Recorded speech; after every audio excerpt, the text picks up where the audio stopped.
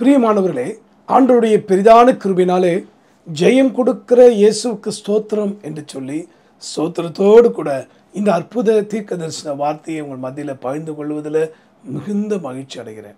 இன்று தேவன் உங்களோடு பேசும்படி, உங்களோடு இடைப்படும்படி விரும்புகிற ஒரு தலைப்பு என்ன கேட்டிங்கன்னா, யார் எதிரி?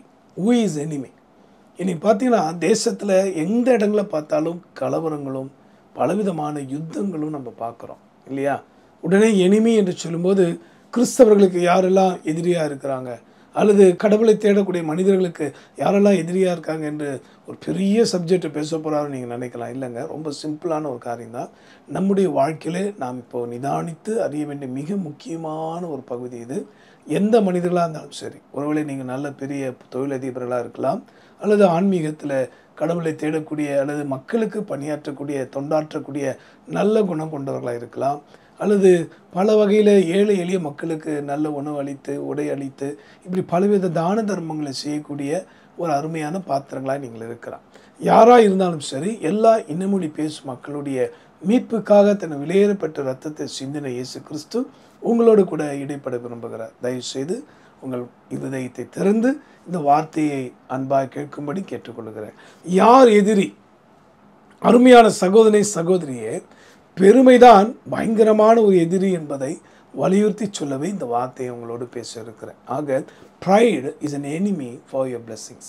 உங்கள் எல்லாவித ஆசீர்வாதங்களுக்கும் பெருமைதான் தடையாக அல்லது ஒரு சத்துருவாக ஒரு எதிரியாக இருக்கிறார் என்பதை புரிந்து கொள்ளுங்கள். இப்பொழுது உங்களுடைய வெளிச்சத்துக்காக ஆசீர்வாதத்துக்காக யாக்கோபின் புஸ்தகத்தில் 4ஆம் அதிகாரம் 6ஆம் வசனத்தை உங்களுக்காக நாங்கள் வாசிக்க போகிறோம். From the book of James chapter 4 verse 6.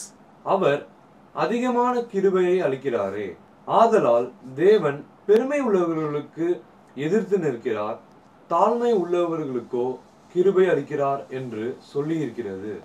நல்ல கவனிங்க, அவர் அதிகமான கிருபை தருகிறார். இப்போ உங்களையும் என்னையும் ஆசீர்வதிக்க விரும்புகிற உணர்த்தி நம்மை சீர்படுத்தி நல்ல பரிசுத்த வாழ்க்கைக்கு நேராக நடத்தி எல்லா வகையிலும் நீங்கள் சரீரம் ஆத்மாவிலே சுகித்திருக்க வேண்டும், விடுதலை பெற்று பிறருக்கு சாட்சியாக இருக்கணும் என்று ஆண்டவர் என்ன செய்கிறாராம்? அதிகமான கிருபை அளிக்கிறாரு.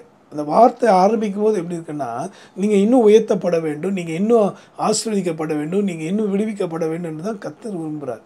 ஆனால் இங்கே சொல்லப்பட்டிருக்கிறது அப்படிப்பட்ட நல்ல தேவன் தான், அப்படிப்பட்ட இரக்கத்தின் தேவன் தான். ஆனால் அவர் என்ன சொல்கிறாரு?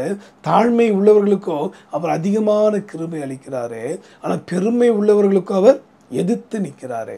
யார் எதிரி? கர்த்தரே உங்களுக்கு எதிரியாக வந்துடுவாருங்க. எப்போ தெரியுங்களா?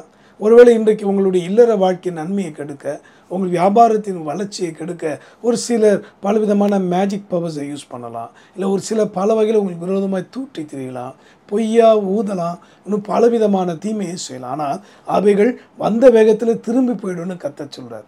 நீங்களும் நானும் கர்த்தருக்கு சிநேகிதர்களாக இருப்போமானால், நான் சொல்கிறேன் இந்த குறிப்பை நல்லா மனது கொள்ளுங்க.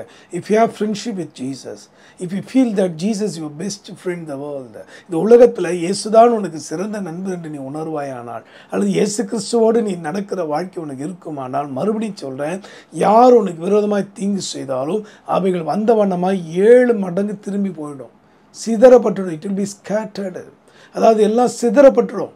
ஆனால் இங்கே சொல்லப்பட்டிருக்கு, தேவனே உனக்கு எதிர்த்து நிற்கிறாரு. யாருக்கு எதிர்த்து நிற்கிறாரா?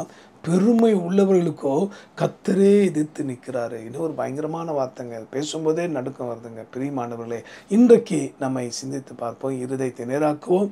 உங்களுடைய படிப்புக்காய், செல்வங்களுக்காய் உங்களுக்கு கடவுள் தந்திருக்கிற அதிகாரங்கள், பதவி, மற்ற அழகு, அறிவு, செல்வம் எல்லாவற்றுக்காக அந்த தேவாதி தேவனுக்கு நான் கோடான கொடி ஸ்தோத்திரங்கள் ஏறெடுக்கிறான. தயவு செய்து இவைகளை கொண்டு நாம் என்னை தாழ்த்துவோம்.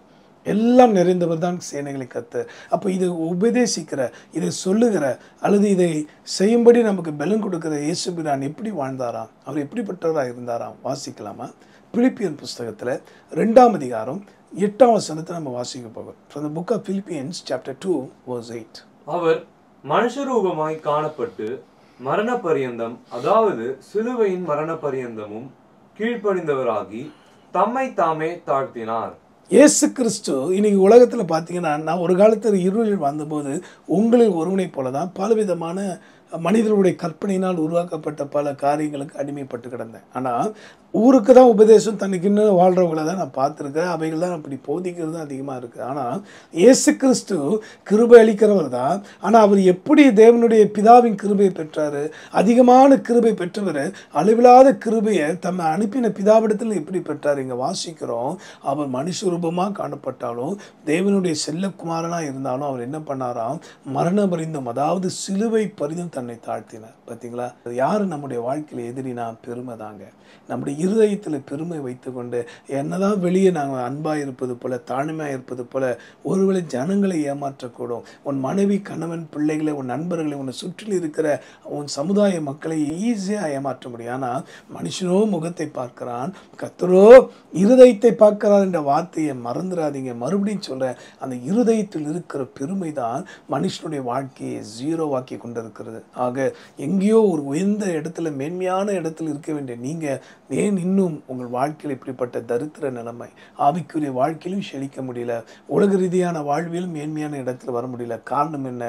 இயேசு கிறிஸ்துவை பற்றி பேசுகிறோம், அல்லது இயேசு கிறிஸ்துவின் ஆலயத்துக்கு போகிறோம், அல்லது இயேசு கிறிஸ்துவின் செயலை குறித்து உயர்ந்து சொல்லுகிறோம். ஆனால் அவருடைய தன்மை நமக்குன்னு இருக்குதா? இல்லைனா நம்மை மாற்றிக்கொள்வோம்.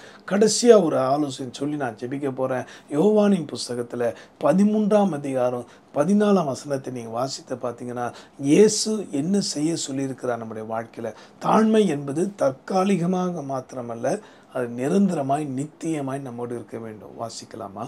John chapter 13 verse 14.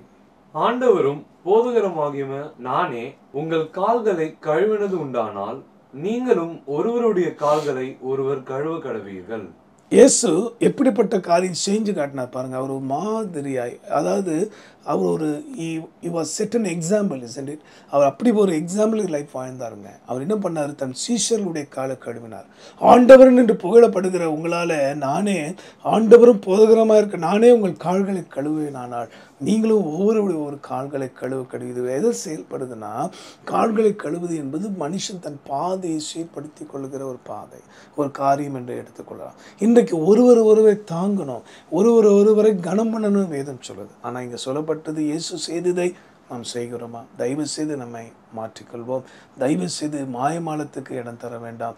சிலர் பாருங்கள், அந்த நேரத்தில் அற்புதம் பெற்றுக்கொள்ள, அந்த நேரத்தில் விடுதலை பெற்றுக்கொள்ள தங்களை தாழ்த்துவாங்க. ஆண்டவரே, நான் காலை கழுவுது போல என்னை தாழ்த்துகிறேன், என் சகோதரனிடத்தில் நான் ஒப்புரவாய் விடுகிறேன், எல்லாம் செஞ்சுக்கிடுவாங்க. ஆனால் இயேசு கிறிஸ்து மரணம் பரிந்து தன்னை தாழ்த்தினார். நல்ல கவனிங்க, எல்லா சூழ்நிலையிலும், எல்லா நேரங்களிலும் அந்த மனத்தாழ்மையோடு கூட நாம் ஆண்டவருடைய பணியில், ஆண்டவருடைய வழியில் நடப்போமானால் நிச்சயமாய் தேவன் சொன்ன அனைத்து ஆசீர்வாதங்களுக்கும் உங்களுக்கு உரிதாய் மாறாக. யார் எதிரி? பெருமை தான்.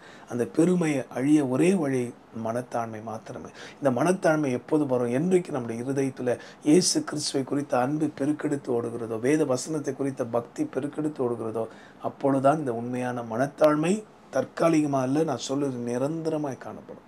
இந்த நிரந்தர எதிரியாகிய பெருமை அழிக்க ஜெபிக்கலாமா? உதவி கேட்போமா? பயப்படாதீங்க, இன்னும் கர்த்தர் உங்களை உயர்த்துவார். ஜெபிப்போம். அன்புள்ள ஆண்டவரே, நீ தந்த படிப்புக்காய், செல்வங்களுக்காய், பதவி பட்டத்துக்காய், உயர்வுக்காய், நல்ல திறமைக்காய் கோடான ஸ்தோத்திரம் அப்பா. ஆகிலும் இவைகளை கொண்டு பிறரை அற்பமாய் எண்ணி விடாதபடி, அற்பமாய் நடத்தி விடாதபடி ஆண்டவரே, பெருமைக்காரனுக்கு நீர் எதிரியாக நிற்கிறீர். ஆக அந்த எதிரியாகிய பெருமையை முற்றிலுமாக எங்கள் நிறுத்திவிட்டு நீக்கி போடும் ஆண்டவரே. இப்பொழுதும் கூட என்னோடு சேர்ந்து ஜெபிக்கிற அத்தனை பேருடைய வாழ்க்கையிலும் ஆண்டவரே, காடுகளை கழுவி காண்பித்து இது போல ஏதோ தற்காலிகமாக தாழ்த்தி தங்களுடைய வாழ்க்கையை நேராக்காதபடி நிரந்தரமாய் மரணமறிந்தும் தன்னை தாழ்த்தினார் என்ற வார்த்தையை மனதில் வைத்து எல்லா சூழ்நிலையும், எல்லா நேரங்களிலும் ஆண்டவரே, நன்மையோ தீமையோ, ஜெயமோ தோல்வியோ, எல்லா சூழ்நிலையும் தங்களை தாழ்த்தி ஆண்டவரே, உம்முடைய திவ்ய குணங்களுக்கு, உம்முடைய ஆசீர்வாதங்களுக்கு அந்த அதிகமான கிருபையை பெற்றுக்கொள்ளக்கூடிய பாத்திரங்களாய் மாற்றியருளும் ஆண்டவரே. அந்த எதிரியாகிய பெருமையை அழித்துப்படும் ஆண்டவரே. சாத்தானுக்கு இடம் கூடாதீர்கள் என்று சொன்னீரே. எந்த வகையிலையும், அது ஊழிய காரியமாக இருக்கட்டும், உலக ரீதியான வேலையாக இருக்கட்டும், அல்லது செல்வங்கள் ஆஸ்தியாக இருக்கட்டும், படிப்பு, அழகு, பதவியாக இருக்கட்டும், ஒரு நாளும் பெருமை பாராட்டி விடாதபடி எங்களை தரைமட்டும் தாழ்த்த எங்களை ஒப்பு கொடுக்குறோப்பா. என்னோடு சேர்ந்து பாரத்தோடு ஜெபிக்கிற அத்தனை சிறு பிள்ளைகள், வாலிபர்கள், பெரியோர்கள், இந்த வாஞ்சியோடு இந்த செய்தியை மற்றும் ஷேர் பண்ணுற அத்தனை பேரையும் கர்த்தர் பேர் பேராக நீர் ஆசீர்வதிக்க வேணுமா ஜெபிக்கிறேன். கிறிஸ்துவை முன்மாதிரியாக வைத்து உமக்குள் காணப்பட்ட அந்த மனத்தாண்மை எங்களுக்குள் இன்னும் பெருகிட உதவி செய்யும். நான் சாந்தமும் மனத்தாண்மை உள்ளவனாக இருக்கிற என்னிடத்தில் கற்றுக்கொள்ளுங்க என்று சொன்னீரே. ஆக உண்மையே பின்பற்றி உம்மிடத்தில் கற்றுக்கொள்ள எங்கள் கற்றுத்தாரோம். ஆவியானவரே உதவி செய்ய நிலைத்திருக்க தயவு பண்ணும். ஜீவாதிபதி இயேசு மூலமாக ஜெபிக்கிறோம் எங்கள் நல்ல பிதாவே. ஆமென். அன்பானவர்களே, தொடர்ந்து நாம் அந்த எதிரியாகிய பெருமையை அழித்து ஜெயிப்போம். கர்த்தர் உங்களுக்கு உதவி செய்வார். ஒவ்வொருவருக்கும் இந்த வார்த்தையை பகிர்ந்து கொள்வோம். கர்த்தர் தாமே உங்களையும் உங்கள் குடும்பத்தையும் அபிரதமாய் ஆசீர்வதிப்பாராக. God bless you.